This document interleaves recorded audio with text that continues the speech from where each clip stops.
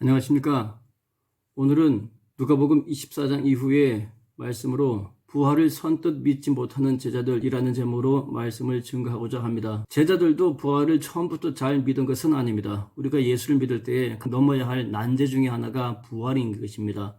어떻게 부활을 믿을까? 죽은 사람을 다시 살아났다라는 것은 정말로 믿기 쉽지 않은 과제입니다. 제자들은 어떤 과정을 통하여 부활을 믿게 되었을까? 한번 보도록 하겠습니다.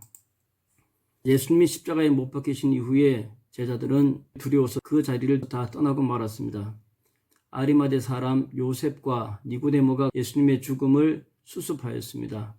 그들은 자신의 신분이 노출되는 것도 마다하지 아니하고 빌라도에게 가서 예수님의 시신을 달라고 하였고 준비된 새 무덤에 예수님을 안치하였습니다. 그때 갈릴리에서 함께 온 여자들도 그 자리를 지켰고 예수님을 어떻게 모시는지 잘 지켜보았습니다.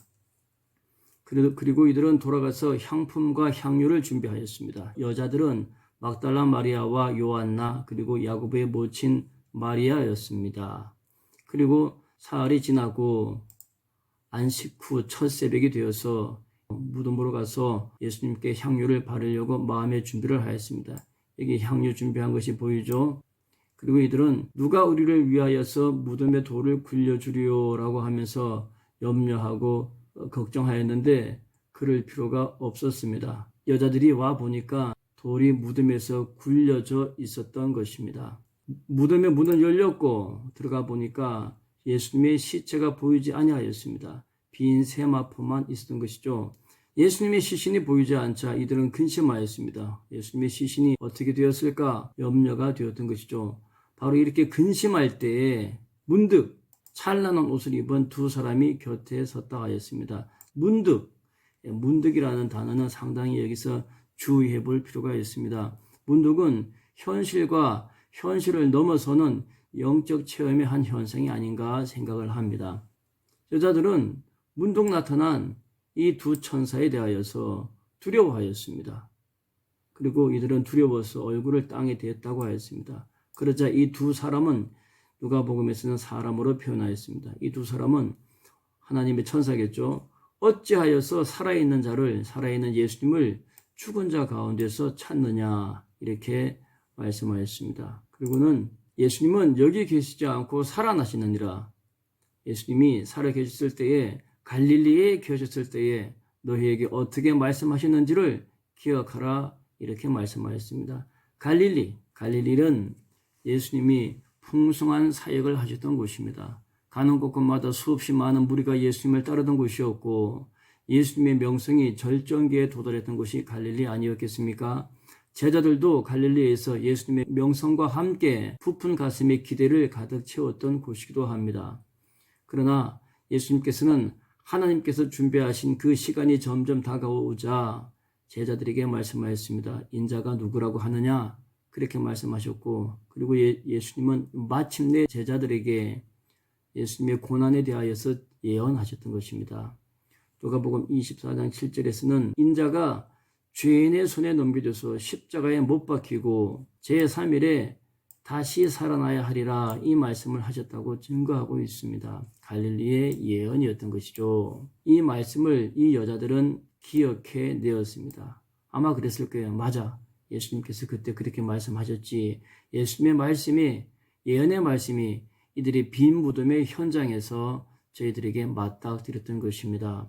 놀라운 광경이었죠. 빈 무덤 속에서 예수님의 시신이 보이지 아니하니 이들은 무덤에서 돌아가서 자신들이 목격한 것과 두 천사를 통해서 들었던 이야기들을 11사도와 다른 모든 이에게 알렸다 하였습니다. 이곳은 마가의 다락방입니다. 광각 렌즈로 전면을 아주 잘 찍었습니다. 40~50평 정도 되는데 아마 이곳에서 11사도와 다른 모든 이가 함께 있었던 것 같습니다. 사도행전에서 이들이 힘써 기도하여서 성령을 받았던 곳이 이 장소가 아닌가 짐작되어집니다. 이 여자들은 막달라 마리아와 요한나와 야고보의 모친 마리아였습니다. 특별히 요한나는 누구였나? 헤롯 안티바의 청지기 구사의 아내였습니다. 그는 예수님께 병 고침을 받은 이후에 자신의 소유로서 예수님을 모셨고 평생 전도자로 살았다고 하였습니다. 그리고 이 요한나는 예수님이 죽으신 이후에 제자들이 그 죽음을 두려워하여서 모두가 도망간 그 현장에서 예수님의 죽음을 지키고 뿐만 아니라 향유를 마련하여서 막달라 마리아와 야곱의 모친 마리아와 또 다른 여자들과 함께 예수님의 시신에 다시 한번 향유를 바르고자 하였던 것입니다. 그리고 그들은 그 과정에서 보았던 예수님 부활의 현장, 빈 무덤과 두 천사의 증언을 모든 사도들에게 알렸습니다. 사도들은 그 말을 허탕한 듯이 듣고 믿지 아니하였다 합니다. 우리들에게도 장사 지낸 아버지가 다시 살아왔다라고 하게 되면 누가 믿겠습니까? 사도들은 당연히 그 맛을 허탄한 듯이 들었습니다. 그러나 베드로는 그렇지 않았습니다. 베드로는 무덤에 달려가서 구부려서 들여다보았다 하였습니다. 구부려서 무덤 안을 들여다보고 있는데 세마포만 보이는지라 라고 말씀하고 있습니다. 세마포는 무엇입니까? 죽은 자에게 입히는 옷이 세마포인 것입니다. 예수님은 죽은 자의 옷 세마포를 벗어버린 것입니다. 부활하신 예수님은 죽음의 권세를 벗어버리신 것입니다. 베드로는 예수님의 빈 무덤, 빈 세마포를 보고 놀랍게 여기며 집으로 돌아갔습니다. 그리고는 함께 모여있는 제자들의 무리들에게 여인들의 이야기에 대하여서 확인하는 이야기를 하였을 것입니다. 그러나 그 당시의 분위기는 잘 믿기지 않는 설득력이 없는 이야기였을 것입니다. 그래야 해서 우리가 잘 아는 바와 같이 클로바와 또 다른 한 제자는 엠마오로 자리를 떠났습니다. 엠마오로 가는 것은 사실상 저들의 신앙의 나름대로의 도피였던 것입니다. 저들은 피곤한 심신을 쉬고자 예루살렘의 현장을 벗어나 버린 것입니다. 엠마오로 가는 두 제자의 걸음 사이에 예수님께서 끼어드셨습니다. 엠마오로 가는 두 제자는 예수님의 죽음과 오늘 아침에 여인들이 목도한 예수님의 빈 무덤에 관하여서 부활에 관한 이야기를 주고받고 하였습니다. 무슨 말을 하느냐라고 하니까 제자들은 이렇게 이야기하였습니다. 우리와 함께 한 자 중에 두 사람이 무덤에 가서 과연 여자들이 말한 바와 같이 빈 무덤을 보았으나 예수는 보지 못하였다라고 하였다라고 말씀하였습니다. 없어진 예수님의 시신이 이들의 화제였던 것입니다. 부활이 아니라 없어진 예수님의 시신이었죠. 그때 예수님께서는 이런 말씀하십니다. 미련하고 선지자들이 말한 모든 것을 마음에 더디 믿는 이들이여 하고 책망하였던 것입니다. 제자들은 쉽사리 믿을 수가 없었던 것입니다.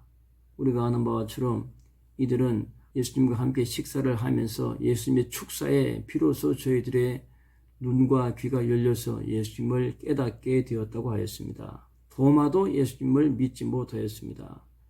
요한복음 20장에서 예수님은 제자들에게 나타나셨습니다. 제자들이 우리가 주를 보았다라고 하니까 도마는 이렇게 이야기합니다. 내가 그의 손에 못자국을 보며 내 손가락을 그 못자국에 넣으며 내 손을 그 옆구리에 넣어보지 않고는 믿지 아니하겠노라 라고 이야기합니다.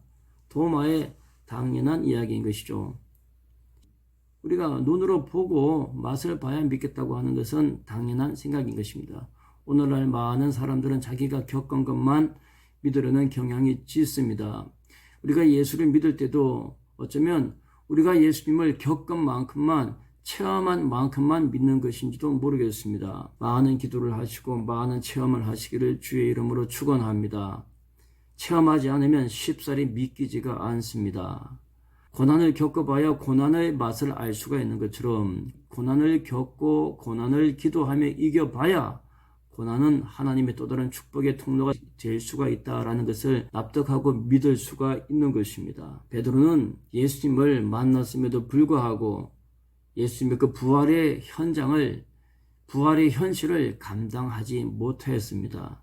그래야 해서 베드로는 디두모라 하는 도마와 갈릴리 가나 사람 나다네엘과 세베대의 아들들과 다른 제자 둘과 함께 나는 고기 잡으러 가겠다라고 이야기를 합니다. 도마도 믿지 못하고 부활을 감당하지 못하고 낙향하여서 물고기를 잡으러 갔던 것입니다. 이처럼 부활은 쉽지가 않습니다. 우리가 손쉽게 부활을 믿지 못합니다.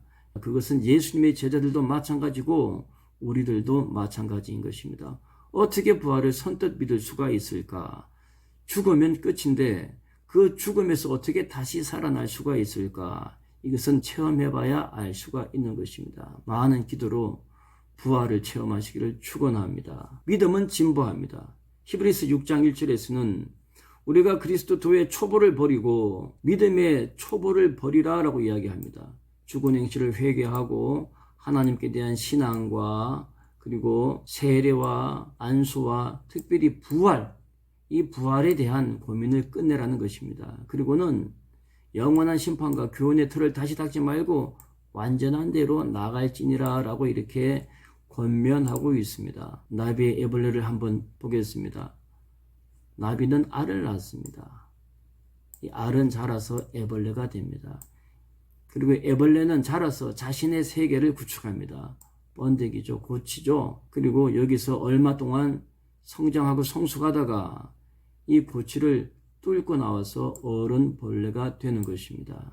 나비가 되는 것이죠. 알에서 벌레가 되었다가 이 벌레는 스스로의 털을 잡고 자기만의 세계를 구축하게 됩니다. 이 세계에서 머물지 마시기를 권면합니다. 이 세계에서 우리는 치열하게 싸워야 됩니다. 우리는 자라고 진보하고 성장해야 합니다. 그리고 마침내 여기에서 얼마만큼 자라게 되면 날개가 생기게 됩니다. 이 껍질은 한때는 그의 세계였으나 이제는 그의 거치는 걸림이 되고 마는 것입니다. 나비는 그의 껍질을 뚫고 나와서 또 다른 모습으로 아름다운 나비가 되는 것입니다. 저는 부활은 그와 같다고 합니다. 어떻게 하면 이 껍질을 벗어낼 수 있을까? 어떻게 하면 이 껍질을 벗어버리고 나비의 완전한 모습이 될 수가 있을까? 히브리서 기자의 말씀처럼 그리스도의 초보를 버리고 회개와 하나님에 대한 신앙과 세례, 안수, 특별히 죽은 자의 부활, 영원한 심판, 이러한 교훈의 터에서 묶여있지 말고 때가 되면 벗어 던지고 완전한 대로 나갈지니라 라고 말씀하고 있습니다. 저는 이것은 성령이라고 믿습니다. 성령 충만함을 받으면 부활에 관한 염려와 특별히 의심들이 봄눈 녹듯이 다 사라져버리고 마합니다. 겨울 눈은 녹질 않지만 봄에 내린 눈은 봄볕 한 번에 다 녹아버리고 마합니다. 성령은 그와 같은 따뜻한 파워가 있습니다. 의심과 걱정과 불안과 선뜻 믿기지 아니하는 불신앙이 성령 충만함으로 하나님의 능력과 하나님의 살아계심을 맛보게 되면 부활은 그냥 믿어지게 되는 것입니다. 불신앙은 봄눈 녹듯이 사라지고 부활은 선뜻 믿어지게 되는 것입니다. 그렇게 되면 많은 삶의 영역에서 이것은 하나님이 나에게 주신 또 다른 능력이고 또 다른 부활이야 라고 하는 우리 삶에 저마다 각자의 허락해 주시는 부활의 모습들을 맛볼 수가 있는 것입니다. 힘들고 어려운 시절을 우리는 지나고 있습니다. 십자가와 열린 무덤이 이렇게 대조되어 있습니다. 우리의 믿음은 십자가에서 열린 무덤 부활로 나가야 할 줄 믿습니다. 쉽지 않은 과정들이지만 반드시 이 과정들을 겪어서 승리하시기를 주의 이름으로 축원합니다. 감사합니다.